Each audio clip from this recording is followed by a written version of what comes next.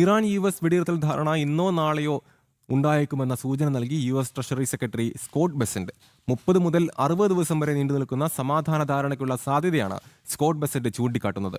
സൈനികർക്ക് പോലും ശമ്പളം കൊടുക്കാനാകാത്ത വിധം തകർന്ന ഇറാന് മറ്റു വഴികളില്ലെന്നും ട്രഷറി സെക്രട്ടറി പറഞ്ഞു. ആ പ്രതികരണത്തിലേക്ക്. We had epic fury, which was the kinetic portion. At Treasury, we did economic fury. What goes little publicized is, on the kinetic side, Air Force is wiped out, Navy is wiped out, a big portion of their missiles, more importantly, their missile production.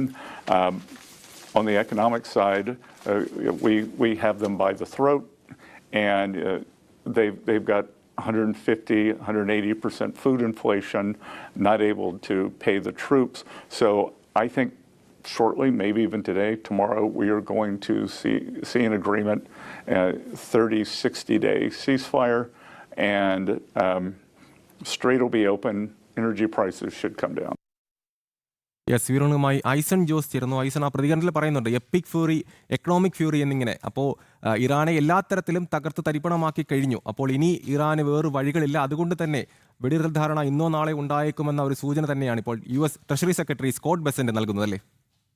തീർച്ചയായും അമൽ, US treasury സെക്രട്ടറിയുടെ ഭാഗത്തു നിന്നുണ്ടായ വാക്കുകളിൽ ഏറ്റവും നിർണായകമായിരിക്കുന്നത് ഇറാൻ്റെ ഒരു സാമ്പത്തിക അവസ്ഥ തന്നെയാണ്. നേരത്തെ അമൽ സൂചിപ്പിച്ചതുപോലെ ഓപ്പറേഷൻ എപ്പിക് ഫ്യൂറി, അതുപോലെ തന്നെ ഇക്കണോമിക് ഫ്യൂറി എന്നാണ് അദ്ദേഹം ഉദ്ദേശിച്ചത്. അതായത് ശക്തമായ രീതിയിൽ സാമ്പത്തിക ഉപരോധനം ഏർപ്പെടുത്തുന്ന ഒരു നീക്കമാണ് നടത്തിയത് എക്കണോമിക് വിഭാഗം അല്ലെങ്കിൽ സാമ്പത്തിക വിഭാഗത്തിൻ്റെ ഭാഗമായി. അത്തരത്തിലുള്ള നീക്കങ്ങളുടെ അടിസ്ഥാനത്തിൽ വലിയ തോതിൽ ആഘാതം നേരിട്ട ഒരു രാജ്യമാണ് ഇറാൻ. അതുകൊണ്ട് തന്നെ ഇറാനെ സംബന്ധിച്ചിടത്തോളം അവർക്ക് സൈനികർക്ക് പോലും ശമ്പളം കൊടുക്കാൻ പറ്റാത്ത അവസ്ഥ, അതുപോലെ തന്നെ ഭക്ഷ്യ വില വർധനം, അതല്ലെങ്കിൽ ഫുഡ് ഇൻഫ്ലേഷൻ എന്ന് പറയുന്നത് 150 മുതൽ 180% വരെ എത്തിയിരിക്കുന്ന ഒരു സാഹചര്യം. ഈ ഒരു പശ്ചാത്തലത്തിൽ മറ്റു വഴികളില്ലാതെ ഉഴലുന്ന ഒരവസ്ഥയാണ് ഇറാനുള്ളത്.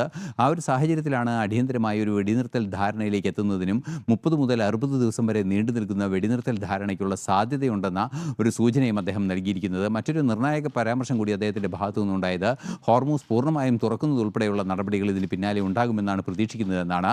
നേരത്തെയും ട്രംപിൻ്റെ ഭാഗത്തു നിന്ന് സമാനമായൊരു നിലപാടുണ്ടായിരുന്നു. വൈകാതെ തന്നെ ഒരു ധാരണയിലെത്തുമെന്ന പ്രതീക്ഷയും ട്രംപ് ഇന്നലെയൊക്കെ പങ്കുവയ്ക്കുകയും ചെയ്തിരുന്നു. ഈ ഒരു പശ്ചാത്തലത്തിലാണ് ഏറ്റവും നിർണായകമായ ഒരു പരാമർശം അല്പസമയം മുമ്പ് ഒരു മാധ്യമത്തിന് നൽകിയ അഭിമുഖത്തിൽ സ്കോട്ട് ബെസന്റ് വ്യക്തമാക്കുന്നത്. അമൽ, യെസ്, വ്യക്തമാണ്. പശ്ചിമേഷ്യയിൽ എന്തായാലും സമാധാനം പുലരുമെന്നൊരു പ്രതീക്ഷ തന്നെയാണ് ഇപ്പോൾ പുറത്തു വരുന്നത്. ഇറാൻ US വെടിനിർത്തൽ ധാരണ ഇന്നോ നാളെയോ ഉണ്ടായേക്കുമെന്ന സൂചന നൽകിയിരിക്കുകയാണ് US treasury secretary Scott Bessent. Aison ജോസാണ് വിവരങ്ങൾ പങ്കുവച്ചത്.